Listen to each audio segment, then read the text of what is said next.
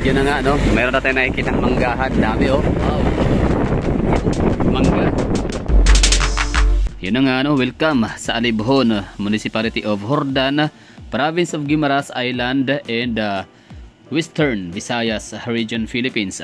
So, Guimaras Island is the land of the sweetest mango in the Philippines and the mango capital of the Philippines, Guimaras Island. So yun na nga, bali sa wakas gawa ho natin talagang makatawid mula Iloilo City papunta dito sa may isla ng Guimaras. At kahit paano yung aking puro na lang imagination, yung puro na lang nakikita ko sa mga social media, sa mga videos, sa mga balita at mga naririnig sa mga tao tungkol sa Guimaras, ngayon ay napuntahan ko na talaga siya, no? So issue talaga to sa akin dati ang Guimaras, kung ano nga ba hitsura nito. So yun, sa wakas dito na nakarating na ho tayo. O ito pala yung hitsura ng lugar ho nila, no? Ano na siya, hindi rin natin siya masasabi na small town kasi ano na siya, no? Meron na siyang mga maraming commercial. Ibig ko sabihin marami siyang mga businesses, mga commercials. May Imcor, meron din silang dito Jollibee, meron silang McDonald's, Mercury Drug. At kung napapansin ho ninyo, ang kailangan means of transportation dito ay tricycle. At ang hitsura ng kalang tricycle, kulay dilaw na hugis mangga. Ang galing, no? Ayun. So ang kanilang tricycle, no, parang nagre-represent or nagre-reflect sa kanilang pinakapangunahing produkto, ang mangga. Alam niyo naman talaga na ang pinakasadyaho natin talaga dito ay ang mangga. Pangalawa, makaapak sa lupain ng Guimaras. At yun, pangatlo, makita ng Hordan. Pagkano manggate? 120. Ito yung itolyokan. Hindi na. Sayang, saan yun? Dito sana yun, oh. Dito. Dyan sana, Guimaras. Sige. Sino nga, Guimaras. Kapag ba narinig nyo ang pangalang Guimaras, ano bang nasa sa isip nyo kaagad? Kasi ako dati nung bata pa lang, ang nasa isip ko kaagad mangga. Napakatamis na mangga. So alam nyo ba na masyadong fan ako ng mangga Cebu and mangga Davao? Pero the moment na maririnig ko ang salitang manggang Guimaras na napakasarap daw, talagang sobra, walang kapantay, napapaisip ako, gaano kaya ito kasarap? Siguro sobrang sarap. Gawa nung napakasarap na nga ng mangga Cebu at mangga Davao, mas higit pa pala doon ang mangga ng Guimaras. Kaya ayun, ito na ngayon masasabi ko talaga personally, based on my experience and my taste and based on my experience, masarap talaga ang manggang Guimaras. So walang sinabi, masarap ang mangga Davao, mangga Sabal, mangga Cebu, yes. Walang duda, walang diskusyonan. Pero pag sinabing mangga Guimaras, iba talaga ang lasa ho niya. Wala kang malalasahan kahit na anong pait o asim. So pag sinabing Guimaras, yan, nagbibigay talaga ito ng magandang karangalan sa atin sa Pilipinas. Alam niyo ba kung bakit? Kasi ang mangga Guimaras, maliban sa siya ay pinakamalaking exporter ng mangga throughout the world, siya rin ay siniserve ng pagkain sa White Palace, tama ba? White House, ayun. Kung meron tayong Malacanang sa Pilipinas, meron ding Malacanang sa Amerika. So yun nga, ang White House. So syempre pag sinabing White House, andun po nakatira ang mga head of states, or yung pinaka-presidente ng United States of America, the most powerful nation in the world noon. Ngayon kasi China na ngayon, So ngayon, bali White House yun, and the Buckingham. Anyway, makikita ho natin yan mamaya sa Wikipedia. Babasahin ho natin yan kung anong nga ba meron kay Guimaras. Guimaras, officially the province of Guimaras, is an island in the Philippines located in the Western Visayas region. The capital is Jordan, while the largest local government unit is the municipality of Buenavista. The province is situated in Panay Gulf between the islands of Panay and Negros. To the northwest is the province of Iloilo, and to the southeast is Negros Occidental. The whole island is part of the Metro Iloilo Guimaras, one of the 12 metropolitan areas in the Philippines. Spanish settlement, so matagal na ho silang na-discover ng Espanyol.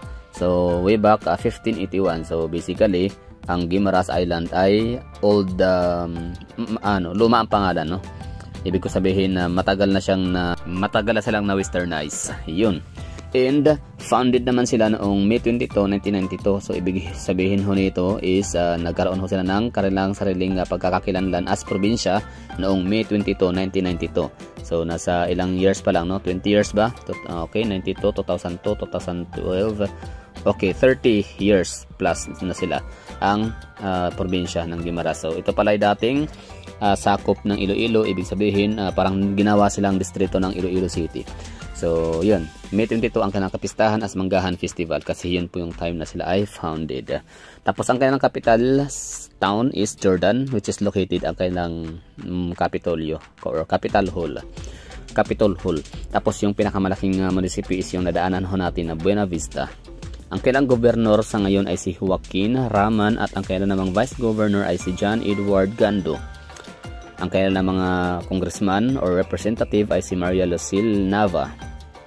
Meron ho silang land area na 604.57 km squared or ilang hectare ba yun? Basta na ano ko na yan? 60,000 hectares? I don't know. So basta ano siya? Almost kalahati, no? Ang kanyang laki kay Island Garden City of Samal. Para sa mga taga Samal for reference lang. Okay, tapos meron ho silang highest elevation na 892 feet or 272 meters. Ibig sabihin ho nun ay wala ho silang masyadong matataas na mga bulubundukin. Tapos population naman ay meron ho silang 187,000 population, no? So hindi siya gaano ka daming tao, hindi siya ganoon ka-populated, which is good yun, no? Kasi less population, mas magandang yun, mas mayaman ang isang lugar. In fact, konti lang yung poverty incidence sa probinsya ho nila. Ngayon, ang kanya namang density is yun nga, 310 katao per kilometer squared or 800 per square miles kasi nga malaki ang isla pero konti lang ang tao. And Guimaras no naman ang tawag sa mga taong nakatira sa Guimaras Island. So wala pa silang syudad, wala silang component cities, meron lang silang 5 municipalities, consist of 98 barangays. Ang kanilang mga salita ho rito ay Hiligaynon, Ate, Filipino, and English. Yung kailang income classification is 4th class. So hindi na masama, no?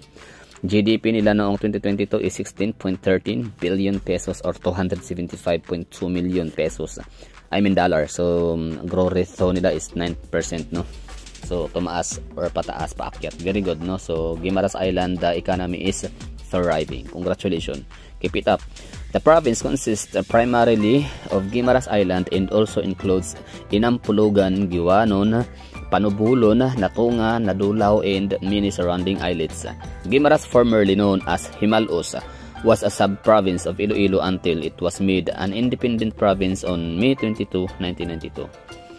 So, economy ho tayo. Yan, mangga. So pag sinabi economy talaga, expected daw natin yan, mangga, di ba? Kasi sa Pilipinas sila yung kumbaga half of the mango exportation from Philippines is coming from island of Guimaras.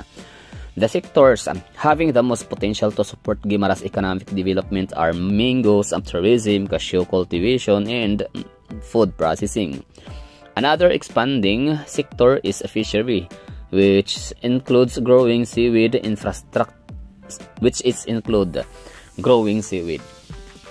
infrastructure, capacity building initiatives, more favorable legislation, and higher investments are just a few examples of local variables that have boosted the potential growth of the industries.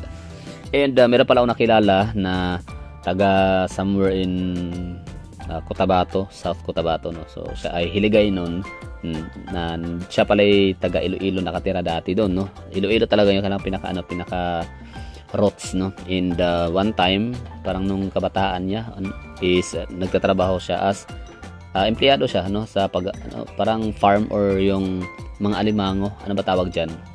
Crabs farm. Kung mayroong fish ponds, meron ding mga crabs farms and mga lobsters, parang ganun, o mga lokon o ano pa man dyan. Basta ponds, no? Crabs, mga alimango na ini-export naman papuntang somewhere, no? Like Vietnam, China, I don't know.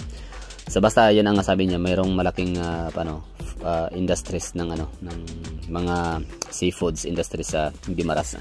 Pero ayun, hindi ko alam kung andyan pa rin ba ngayon, kung nawala, kasi wala na dito, nalabasan natin sa sa Wikipedia, wala na siya.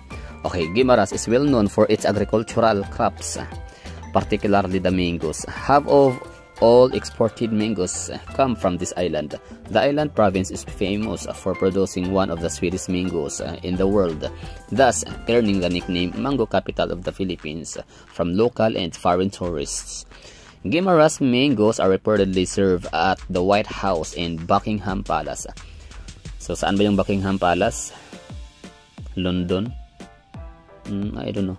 Guimaras is the largest event, or Guimaras' largest event of the year is the Manggahan Festival, the Mango Festival. The variety of mangoes produced are also best for making dried mangoes, jam, and other special delicacies. They also produce other fruits and vegetables such as bananas, tomatoes, and eggplants, among others. Iyon. And okay na tayo. Maraming thank you sa mga nanonood. Sana'y nagustuhan ho ninyo, and ingat.